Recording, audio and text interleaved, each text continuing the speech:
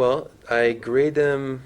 Here's how I do the grading. First of all, attendance is a big part of the grade. Right. They come to class, they get 2 points. If they're late for class, they get 1 point. Right.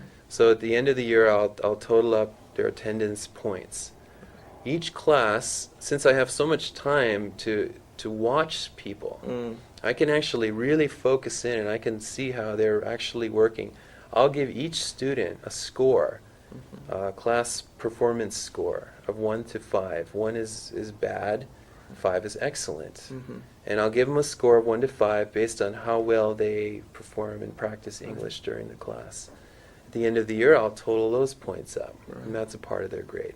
And finally, I have the results from the speaking tests, the peer evaluation tests, and those are based on a 20-point total, but it could be any system, any total you want.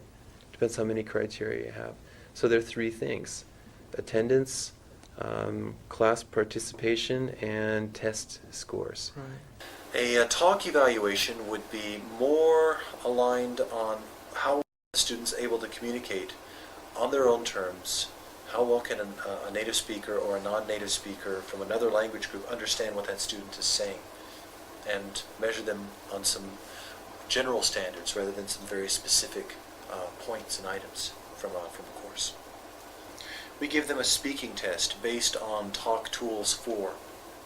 We think that it's important that if the students practice fluency and, well, mostly oral communication, that they should be given a speaking test. We have 3 teachers who are evaluating the students during the speaking test, and there's an average of those three tests. Those teachers are normed before they test the students as well, and so it's a pretty fair measure of where the students are at, so that's what we do. We give them a speaking test. That's how we evaluate them. And so I asked them to do a performance in front of me for their final evaluation. And when I've asked them to do it in that way, they practice more, they put in more English, they have a lot more fun because they want to impress each other with their imagination and have fun with the English. The results are far better. And it's much easier to get a grade that way too, when I actually see what they have done. I evaluate them by means of the talk roadmap and their attendance and the effort that they've put forth in a class.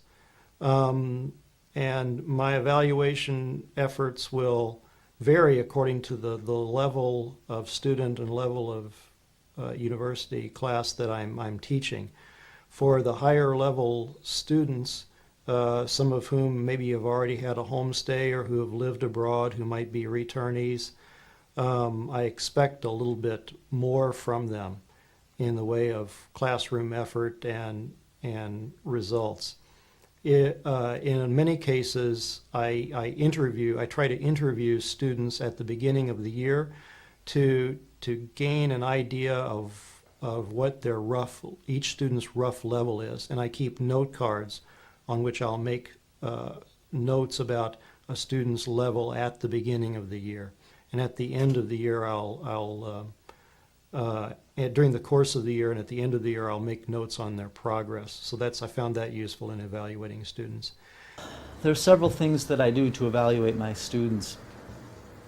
One thing I do is I simply keep track of how much they have done in a given week. In each class, I will sit down with the group and ask them, what are they doing? Please show me what you've done with the material. Please show me what you've done with this tool. Then at that point, I jot down what tool they're on and what activity they've done with the tool. So the class sessions, there are 2 things that I look at. I look at how much they've done, and I look at certain performance criteria, their pronunciation, their grammar, fluency, etc. That's how I evaluate my students on a daily basis. I also give final exams And the final exam is based on one of the talk tools.